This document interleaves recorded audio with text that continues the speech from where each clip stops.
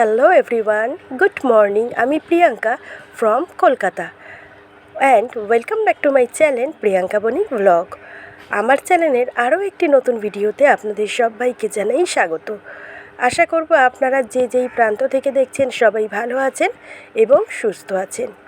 আর আমার গলার অবস্থা শুনে বুঝতেই পারছেন আমার শরীরটা কিন্তু বেশ খারাপ বলতে কালকে মেয়ের স্কুলে পরীক্ষা চলছে ছোটো মেয়ের, সেটা তো আমি আপনাদেরকে আগেই জানিয়েছিলাম। আর ওই মেয়ের স্কুলে ছিলাম, পরীক্ষা থাকাকালীন আমি থাকি স্কুলে।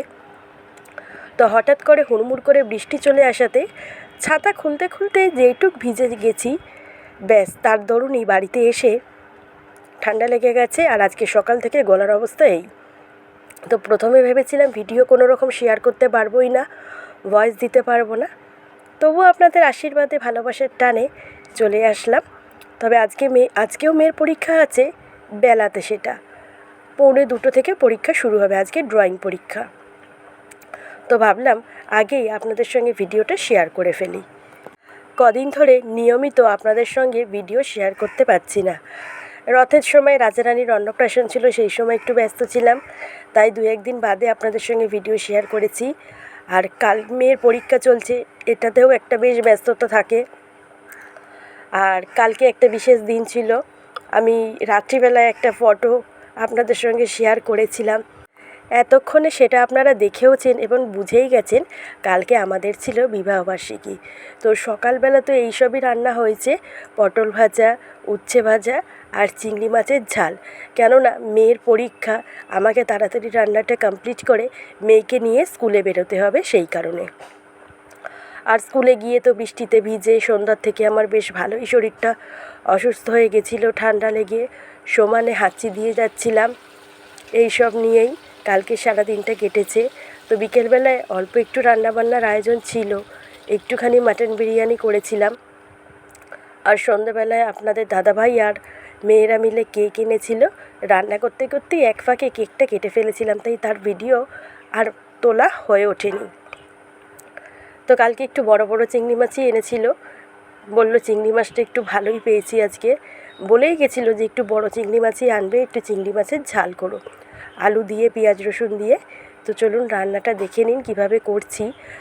আজকে বেশি হয়তো আপনাদের সঙ্গে কথা বলতে পারবো না, আমি জানি না কালকে কোনো ভ্লগ বা ভিডিও আপনাদের সঙ্গে শেয়ার করতে পারবো কি না, কেন গলার অবস্থা আজকেই এরকম, কালকের কী হবে জানি না। তবে কালো মেয়ের পরীক্ষা আছে, শরীর যাই থাক মেয়েকে নিয়ে তো স্কুলে পৌঁছাতেই হবে।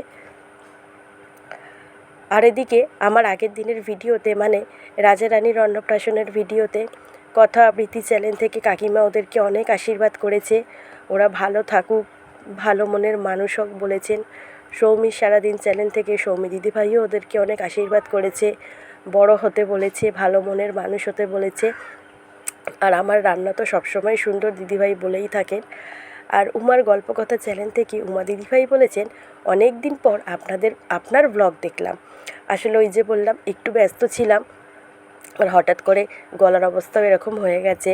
হয়তো কালকে আমি ভিডিও কোনো আপনাদের সামনে আনতে পারবো না, অথবা আনতেও পারবো, এখনও মোটমাট জানি না, শরীর কীরম থাকে সেই বুঝে ব্যবস্থা নেওয়া হবে। আর উনিও বলেছেন রাজারানী ভালো থাকুক, ভালো মানুষ হোক। তো সবাইকে জানাই অসংখ্য ধন্যবাদ রাজারানীকে এত সুন্দর করে আশীর্বাদ করার জন্য, আর ভিডিওটি দেখে আমার পাশে থাকার জন্য। তো এতক্ষণে তো আমার উচ্ছে ভাজা, পটল ভাজা, মাছ ভাজা হয়ে গেছিলো। আর এদিকে চিংড়ি মাছের ঝালটাও আমি কিন্তু আলু দিয়ে বসিয়ে দিয়েছি, এখন মশলা দিয়ে কষানো চলছে। বেশ ভালো করে কষিয়ে নিয়ে তারপরে জলটা অ্যাড করব। তারপরে নিজে রেডি হব। মেয়ের অলরেডি রেডি হওয়া হয়ে গেছে, ওকে ভাত খেতেও দিয়ে দিয়েছিলাম। ভাত খেয়েই যায় পরীক্ষা দিতে, কেন 11:30 থেকে পরীক্ষা। আর আজকে যেহেতু 1:45 থেকে পরীক্ষা, তাই আজকের আমরাও খাওয়া দাওয়া সেরেই যাব। আর ড্রয়িং পরীক্ষা 1 ঘন্টা হবে, বস থেকে প্রতিদিনের মতনই নিয়ে আসব। তো চিংড়ি মাছের ঝালটা কমপ্লিট হয়ে গেছে, এবারে গরম মশলা দিয়ে নামিয়ে ফেলবো। আর আমরা চলে যাওয়ার পরে আপনাদের দাদাভাই বাজারে গিয়ে মাংস এনে সেটাকে ধুয়ে ম্যারিনেট করে রেখে দিয়েছিল ফ্রিজে। আমি রাত্রিবেলায় খালি বিরিয়ানিটা রান্না করে ফেলেছিলাম। আলুটাও কিন্তু খুব সুন্দর সেদ্ধ হয়ে গেছে, তবে আলুটা আমি জল গেলে ফেলেই করেছিলাম, যেহেতু একটাই তরকারি করেছি তাই আমিও একটু খাবো সেই কারণে। তো চলুন এবারে বিরিয়ানিটা রান্না করে ফেলি। তবে এরকম ছোট ছোট পেঁয়াজ ছিল, তো পেঁয়াজ ছিল দেখে আপনাদের দাদাভাই আমার মেয়েরা বলল, মা আজকে একটু মাংসে এরকম ছোট ছোট গোটা গোটা পেঁয়াজ দিও তো। আর বলে রাখি, আমি মাটনটা মানে যেভাবে করি ম্যারিনেট বিরিয়ানিতে সেইভাবেই আপনাদের দাদাভাই করেছে। মাটনের মধ্যে দিয়েছিল টক দই, আর পড়েছিল বিরিয়ানির মশলা, রিফাইন তেল, লঙ্কার গুঁড়ো, আদা রসুন বাটা আর লবণ। তবে বলে রাখি, বিরিয়ানির মাংসে লবণের পরিমাণটা কিন্তু একটু বেশি দিতে হয়। তাই এতটা মাটনে যতটা পরিমাণ লবণ লাগবে তার থেকে একটু বেশি লবণটা দিয়েছিলাম, মানে দিয়ে রেখেছিল আর কি। তো যেহেতু টক দই দিয়ে মাখা ছিল, প্রচুর পরিমাণে কিন্তু জল বেরিয়ে গেছিলো। মাটনটা একদম শুকনো করে কষিয়ে নিয়ে প্রেসারে দিয়ে দিয়েছিলাম, কেন সিটি না দিলে পরে সেদ্ধ সেরকম কিন্তু হবে না। এদিকে মাটনটা প্রেসারে দিয়ে আমি আলুটা সেদ্ধ করে নিয়েছিলাম তার আগে। তবে বিরিয়ানির আলুটা আমি ভেজে নিই। আপনারা চাইলে ভাজতেও পারেন, আবার নাও ভাজতে পারেন, সেটা একান্তই আপনাদের ব্যক্তিগত ব্যাপার বা অপশনাল। তবে ভাজলে বেশ টেস্ট হয় খেতে আলুটা। একটু লাল লাল করে ছাঁকা তেলে আলুটা ভেজে নিলে পরে আমাদের বেশ খেতে টেস্টি লাগে আর ভালোও লাগে। আলুটা আমি পরিমাণ মতন লবণ আর বিরিয়ানির যে ফুড কালারটা সেই কালার দিয়ে আলুটাকে সেদ্ধ করে নিয়েছিলাম।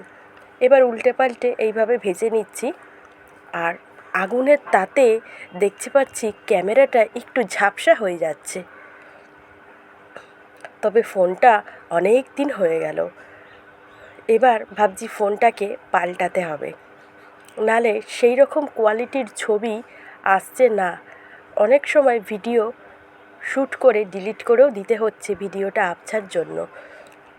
তো দেখুন আলুগুলি কিন্তু বেশ সুন্দর করে ভেজে নিলাম। এবারে আলুগুলি তুলে নিচ্ছি। ওদিকে মাটনটাও অনেক কটা কিন্তু সিটি পড়ে গেছে, প্রায় 6 থেকে 7খানা সিটি পড়ে গেছে মাটনে।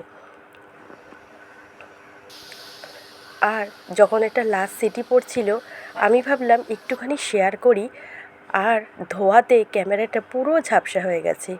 আর এখন ঢাকনাটা খুলে উফ, মটনের কালারটা যা হয়েছে মনে হচ্ছে এমনিতেই খেয়ে নিই। আর ওই যে বললাম কেক নিয়ে এসেছিলো, মাটনটা রান্না করে নিয়ে কেকটা কাটলাম। তবে তার আগে বিরিয়ানিটা মিলিয়ে রেডি করে নিয়েছিলাম। তারপর সবাই মিলে একসাথে খাওয়া দাওয়া কমপ্লিট করলাম। এখন খেতে দিয়ে দিচ্ছি। আজকের মতন এখানেই রাখলাম। আশা করি ভালো লাগবে। ভালো লাগলে অবশ্যই চ্যানেলটা সাবস্ক্রাইব করে পাশে থাকবেন। আর ভিডিওটা দেখার জন্য থ্যাংক ইউ সো মাচ। আজ তবে রাখি, দেখা হচ্ছে আগামী দিন নতুন ভ্লগে। ততক্ষণের জন্য টাটা, ভালো থাকবেন।